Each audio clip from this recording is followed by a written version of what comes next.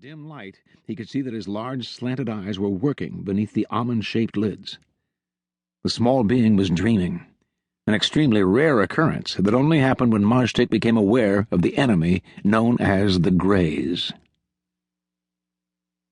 Gus was just about to lie back down when Maztik sat bolt upright in the bed and began screaming, kicking the covers free of his small body.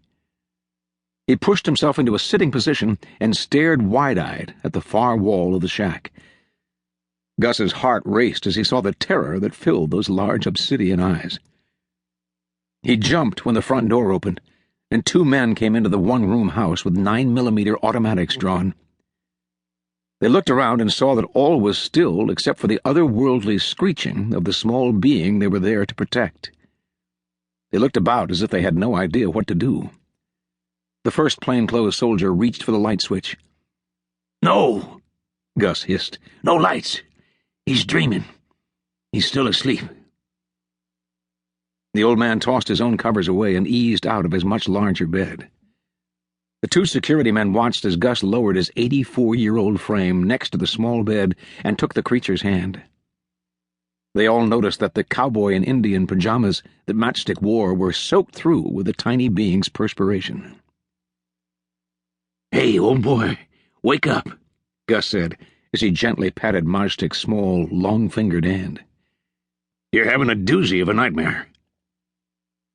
Maztik was shaking, and his eyes were still focused on the far wall, or on something far beyond it that the men couldn't see. Outside the shack's thin walls, the winter wind blew cold against the aged wood and made a moaning sound that didn't add any comfort to the strange situation. "Hey, big fella, now you come on and wake up. You're scaring old Gus." Maztik blinked and then screamed once more.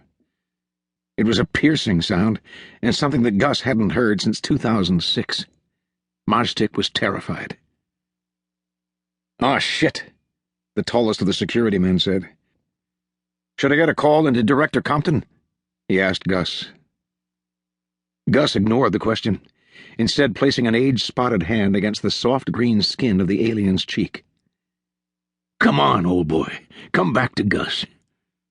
I ain't gonna let nothing get you." Finally, Maztik blinked. A large tear rolled from his right eye and soaked quickly into the yellow pajama top. He blinked again, and then his eyes opened wide and settled on Gus's craggy face.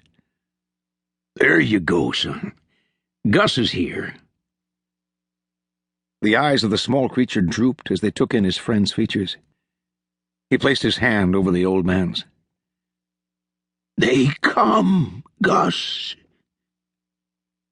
The old man's heart froze in his chest. He knew exactly who they were. He closed his eyes and nodded his head. "I thought it had something to do with those bastards."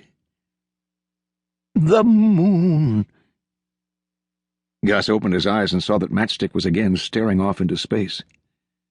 "What's that?" "The moon." Gus turned toward the man who had spoken earlier. "Get on the radio and get Director Compton out here. Tell him to hurry." The two men quickly left the shack and disappeared into one of the 6 trailers that circled the two houses. "Now, tell me what's so important about the moon, and then we'll talk about those other fellas that are coming." Maztik moved his eyes and looked at Gus once more. The shaking had stopped, and in the dim glow of the Mickey Mouse nightlight, Gus could see Maztik trying to focus. "The moon, Gus. The moon." 700 million years ago.